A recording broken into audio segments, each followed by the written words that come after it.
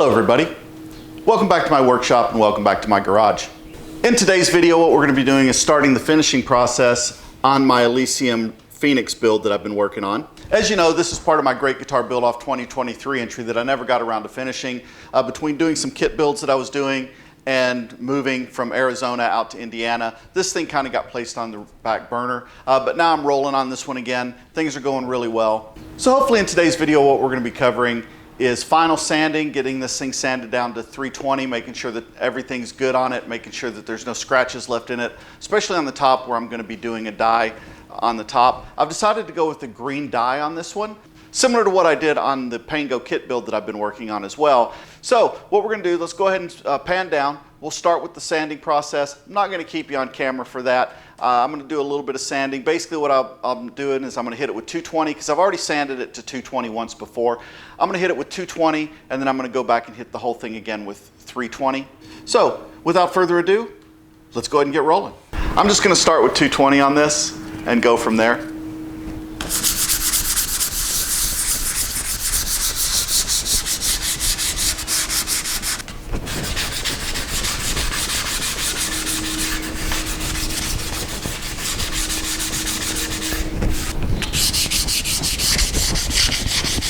So what I'm going to do is I'm just going to go ahead and continue sanding this. I'll bring you back when it's done sanding and we're getting ready for the dye job. So I've sanded the entire guitar to 320. I've got it masked off now.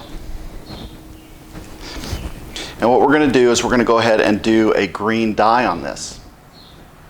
What I'm going to be using is Angelus Leather Dyes. I've got Kelly green, turquoise, and gold. So we're going to be doing a combination of those three colors. If you really want to get some great videos on doing dye jobs, look up Big D Guitars on YouTube. He does some amazing stuff with these Angelus dyes on guitar tops.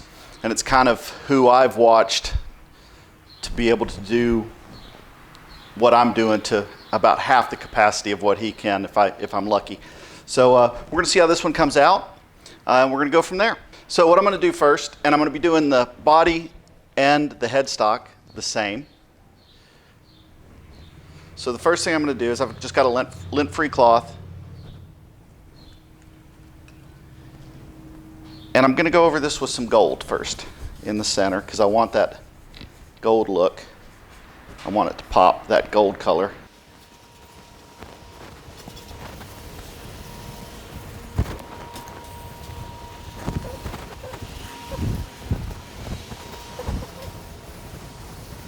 Okay, so that's the gold.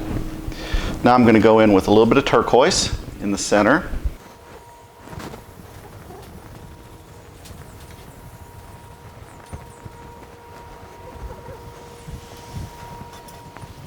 And then I'll wash all this back with green and blend everything in together.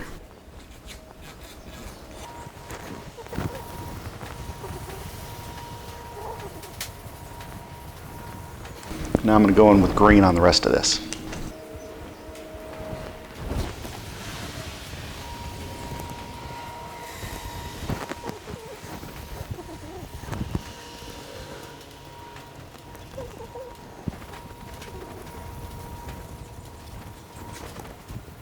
Get the green on here first, and that way then I can start washing the colors together.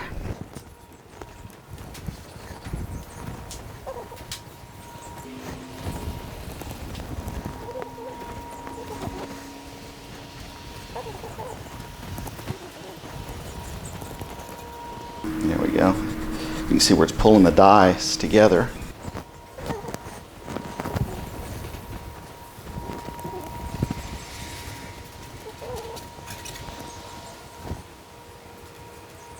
Just using this little detail brush right here to get down into the crevices where it's difficult for this cloth to get in.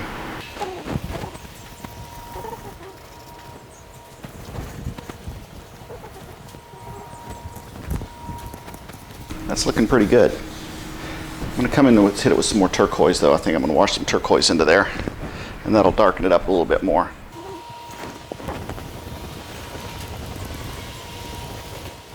There we go.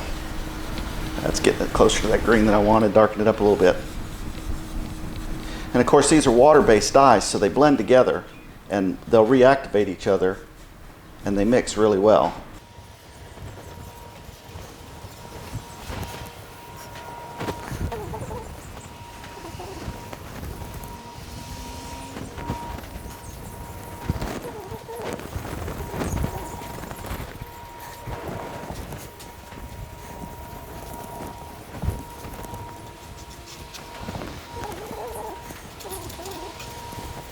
And then what I'll do is after this sets and dries for about 24 hours or so, I'll go in and I'll hit steel wool on the top, and that'll bring the last of the dye that's on top.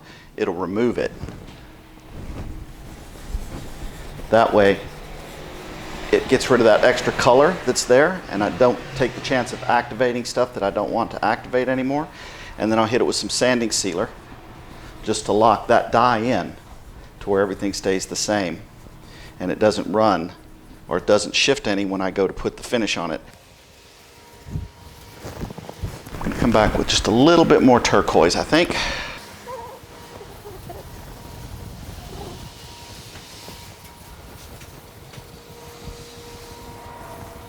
As I'm doing this, I don't see any scratches, so it looks like I got a very good sand job done on this. So it looks like I sanded it very well because I don't see any scratches coming out. You'll really see them once you hit it with the stain. Those scratches will pop out, so you'll get a better idea at that point if you did your sanding correctly.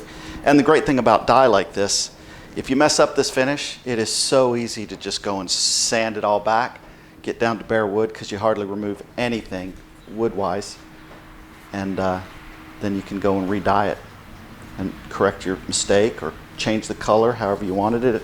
If the color is not coming out exactly how you thought it might, then you can just sand back. Just make it a little bit darker here in the center. And then I'm going to come back with some green again and wash that all back.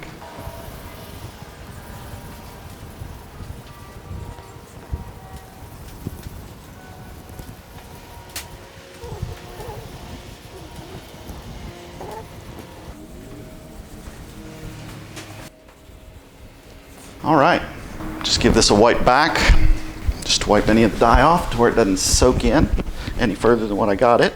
That is going to look really good once some clear coat gets on there. So like I said, what I'm going to do, let me bring the headstock in there and I can show you what the headstock looks like so you can see that as well. There's the headstock. Put the truss rod.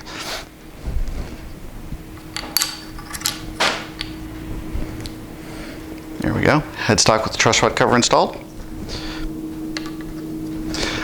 So like I said, what I'm going to do is I'm going to let this dry now for 24 hours. I'll come back and I'll hit it with some steel wool just to knock that top layer of dye off of it. And then I will go in and hit it with some sanding sealer. So the top's stained, but what I did see is I saw this one little scratch. Don't know if it's coming out, but there's just this dark line coming off where the volume knob's supposed to be. Let's see if I can move that around a little bit so you can see it. So what I'm going to do is I'm going to go ahead and fix this scratch. Very simple to do, especially with doing a dye job like this, is because I can just concentrate on this one little area. So I'm going to sand this scratch out. I'm going with 220 first, just to make it a little bit quicker.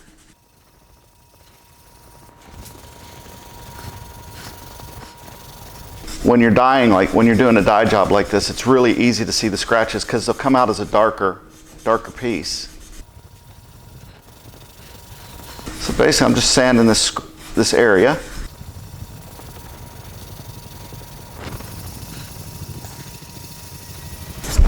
You can still kind of see the scratch a little bit. So that's how I'll know when that scratch is gone, when I can no longer see that line, because the dye soaked into the bottom of that scratch.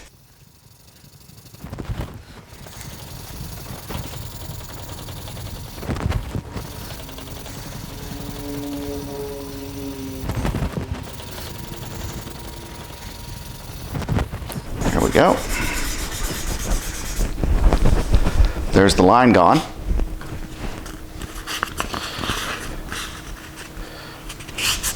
So that was 220 that I sanded that out with, and now I'm just going to hit it with some 320.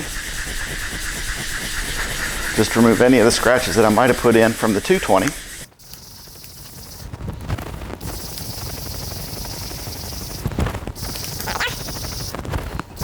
There we go. That scratch is now removed. All right, so now it's time to fix it. So I'm just gonna re-dye what I did yesterday. So first off, I started with just a little bit of gold in that area.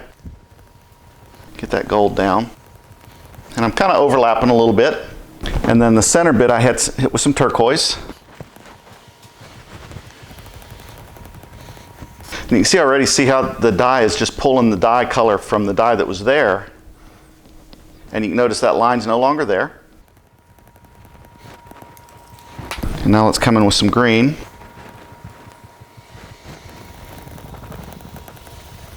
I'm just going to kind of wash the whole top again, just a little bit, kind of blend all these colors in together. So I get a nice seamless transition where I had that at.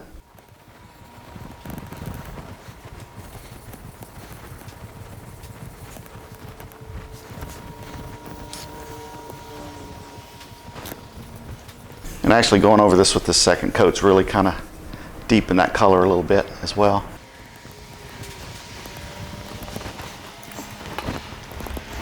It's a little light right there, so what I'm going to do is just kind of darken it up with some, I'm going to rewash with some turquoise here.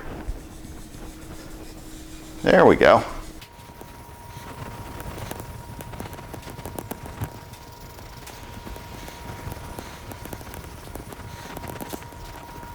Perfect. Now you can see just how easy it is to fix a scratch like that. I mean, that took all of 5 minutes worth of work. So I'm really happy with that. The color blended in really nicely again, as I knew it would. So after 24 hours, we'll come back, we'll hit it with some steel wool, and then it'll be ready for some sanding sealer prior to putting on the gloss clear coat. What I'm going to do now is just hit the top of it with some double-aught steel wool. What that's going to do is that's just going to knock the last little bit of dye that's sitting on the surface off. It's dried, but that'll just pull it off and get it ready for a coat of sanding sealer. So what I want to do is I want to just go around the whole guitar with this. And that's just pulling up, like I said, just pulling up that top layer of the dye off the wood. Don't know if you can see it on camera or not, but that is lightening it up just a little bit.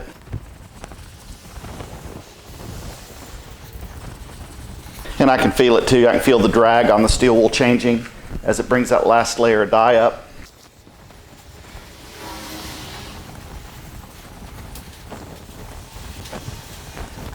I want to make sure I get the headstock as well.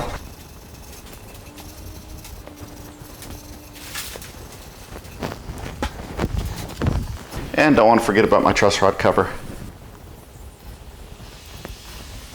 There we go. What I'm going to do now is I'm going to go ahead and clean these up with some naphtha.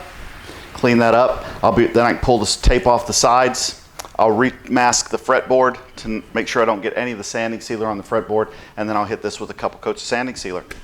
In preparation to spray this thing with sanding sealer, I've went ahead and masked everything off. As you can see, I've got the headstock masked off, and I've got the entire neck, front and back masked off. And then I'm going to be spraying with sanding sealer. I'm going to spray the body, front and back and sides, and just the headstock on the neck. For the sanding sealer, I'm just going to use a lacquer-based sanding sealer on this guitar. I'm going to give it about 3 or 4 coats. That way it'll lock that dye in and get the rest of the guitar ready for the clear coat. So I'll bring you back after I get a couple coats of sanding sealer on this thing. Here's the guitar after 4 coats of sanding sealer. It came out looking really nice. It kind of gives you an idea of what the top's going to look like once the clear coat's on it. It really made that backwood look nice too. It was kind of dull before, but having that clear coat on it really brightens it up and gives it that nice rich color. Kind of gives you an idea what it's going to look like with the truss rod cover on there. The way that I went about it is with it all masked off like this, I went ahead and did a light coat on the body and the headstock just to kind of lock in that dye. And then each coat that went on after that got progressively heavier to where when I did the final coat, it was a fairly heavy coat. So I've got a good buildup of sanding sealer on here. That's going to allow me to get a good sand with 600 grit just to kind of smooth everything out. I am really happy with the way that came out. Initially when the dye was on it, that top looked kind of dull, but putting the sanding sealer on there really made that grain pop out a little bit, so that gives you a better idea of what this thing's going to look like. All right, that's going to wrap up this video. I want to say thank you for those of you that stuck around to the end. If you like what I'm doing, please click like, click subscribe. It really helps the channel out, and it'll let you follow along with what I'm doing as I progress on with this build. Thank you very much for stopping by the channel, and until next time, take care.